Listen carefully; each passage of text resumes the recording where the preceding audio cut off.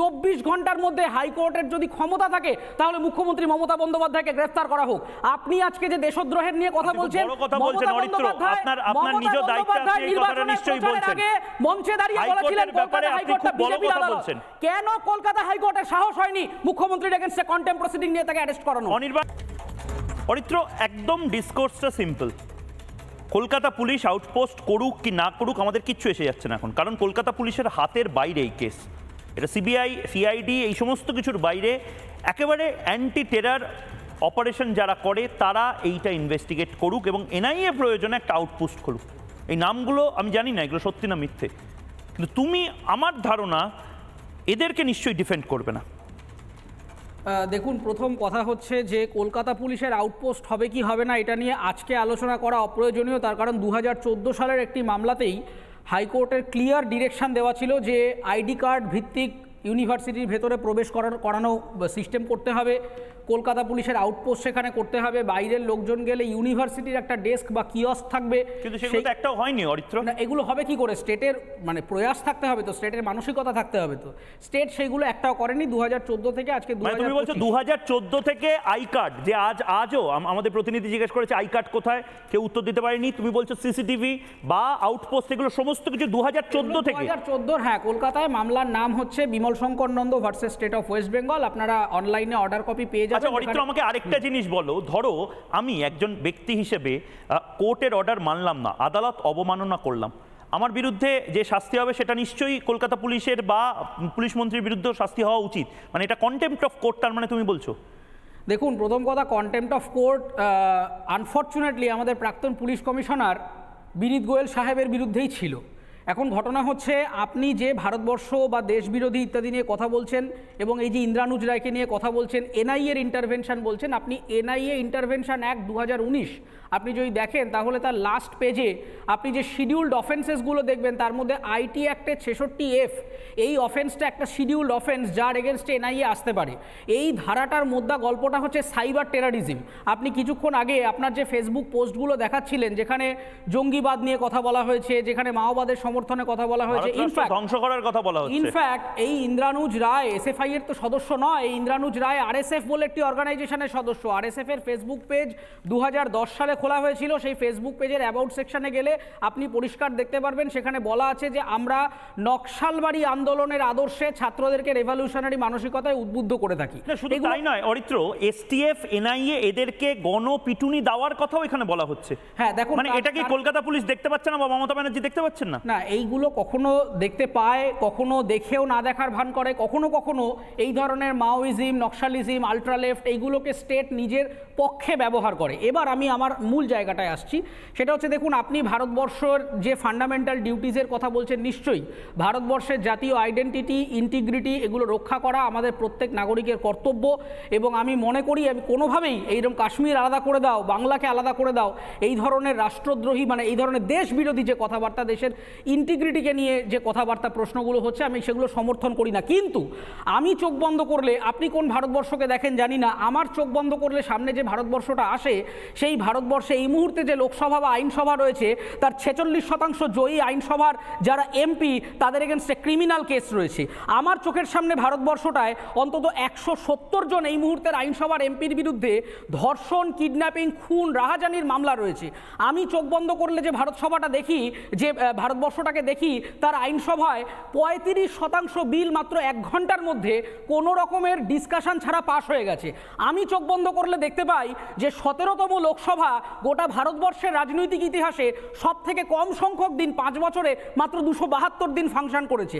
আমি চোখ বন্ধ করলে দেখতে পাচ্ছি যে এই যে দেশের কথা বলছেন ইত্যাদি বলছেন, আমি আপনাকে চ্যালেঞ্জ করছি, 24 ঘন্টার মধ্যে হাইকোর্টের যদি ক্ষমতা থাকে তাহলে মুখ্যমন্ত্রী মমতা বন্দ্যোপাধ্যায়কে গ্রেফতার করা হোক। আপনি আজকে যে দেশদ্রোহের নিয়ে কথা বলছেন, মঞ্চে দাঁড়িয়ে বলেছিলেন কলকাতা হাইকোর্টটা বিজেপির আদালত, কেন কলকাতা হাইকোর্টের সাহস হয়নি মুখ্যমন্ত্রীর এগেইনস্টে কন্টেম্প্ট প্রসিডিং নিয়ে তাকে অ্যারেস্ট করানো? আজকে বিধানসভায় বসে বিরোধী দলনেতার মুখ্যমন্ত্রীর মধ্যে আলোচনা, বিধানসভায় যাওয়ার আগে হিন্দু মুসলমান করছে। আপনারা দেখছেন এই ভারতবর্ষকে তো আমরা দেখতে চাই না। আমি চোখ বন্ধ করলে যে ভারতবর্ষের বিধানসভাটা দেখার কথা, আমি চোখ বন্ধ করলে দেখতে পাচ্ছি পাচ্ছি যে সুপ্রিম কোর্ট বিগত 10ই ফেব্রুয়ারি বেঞ্চে বসেই কথা বলেছে যে ভারতবর্ষ রাষ্ট্র হিসেবে অধিকাংশ মানুষের শিক্ষা স্বাস্থ্যের মতো বেসিক পরিকাঠামো দিতে হিমশিম খাচ্ছে। আমি সেই ভারতবর্ষকে দেখতে পাচ্ছি যেই ভারতবর্ষে আজকে রণবীর আলোয়াদিয়ার কেস মুহূর্তের মধ্যে শোনা হয়ে যাচ্ছে, কিন্তু ডিএ মামলা, এসএসসি মামলা সেইগুলো শোনার সম্ভব হয় না। আমি সেই সুপ্রিম কোর্টের বিচার ব্যবস্থা দেখতে পাচ্ছি।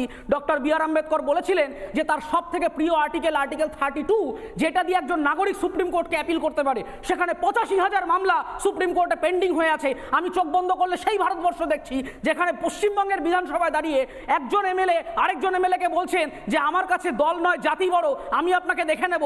ওইদিকে বাইরে এলওপিকে দাঁড়িয়ে বলতে হচ্ছে যে আমি হিন্দুদের ভোটে জিতে আসা এমএলএ, সেই কারণে আমি হিন্দুদের হয়ে কাজ করব। এই ভারতবর্ষকে সংবিধান স্বীকার করে না। আমাদের সংবিধান, আপনি যে ফান্ডামেন্টাল ডিউটির কথা বলছেন, আমি নিশ্চয়ই মানতে রাজি আছি। আমাদের জাতি হিসেবে একত্রিত হওয়ার কথা নিশ্চয়ই মানতে রাজি আছি, কিন্তু ডাইরেক্টিভ প্রিন্সিপাল অফ স্টেট পলিসির কথা, স্টেটের যে গুরুত্বের কথা বলা হয়েছে, স্টেট তার ভূমিকাটা পালন করছে কি? আজকে নেশন এবং স্টেট দুটো এক জায়গায় হয়ে যাচ্ছে। প্রতি মুহূর্তে স্টেট ঘুরে ফিরে সেই একই কথায় আমাকে আসতে হচ্ছে। আমি সব মানলাম, দারুণ বললে তুমি, রক্ত গরম করা, মানে এটা আর্কাইভ করে রাখার মতন একটি বিতর্কের ক্লিপ হয়ে থাকবে।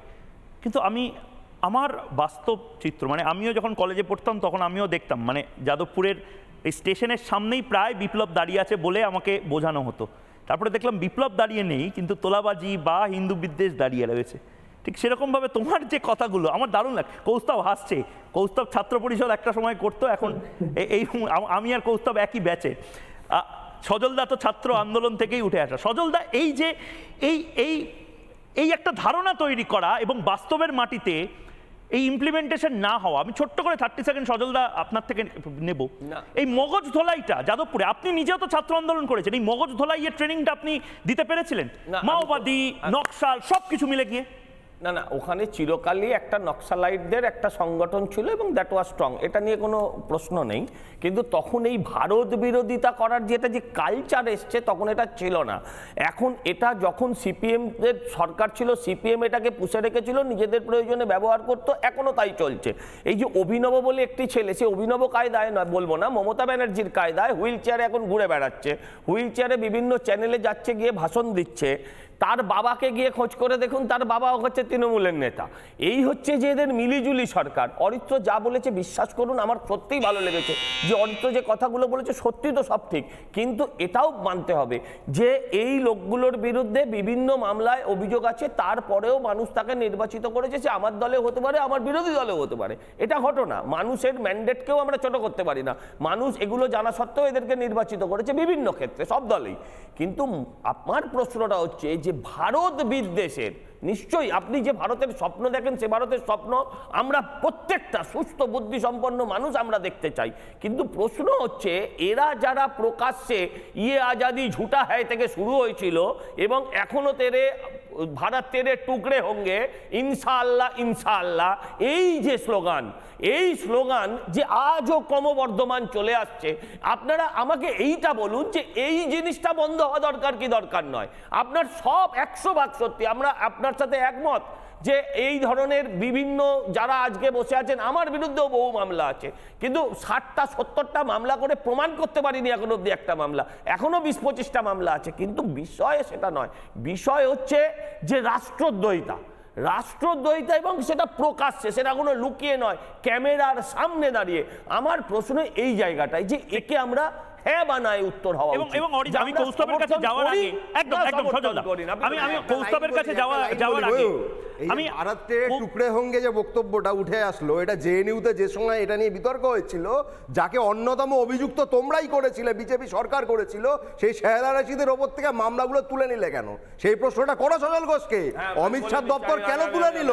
তখন যে টুকরে টুকরে গ্যাংয়ের লোক ছিল, এখন খুব ভালো লোক হয়ে গেছে, কারণ বিজেপির সঙ্গে যাচ্ছে। আমি বলে দিচ্ছি, আমি বলে দিচ্ছি, বিজেপির সঙ্গে যাচ্ছে। এই প্রশ্নগুলো যখন করবেন আগে নিজেরা ভালো করে জেনে আপডেটেড হয়ে করবেন।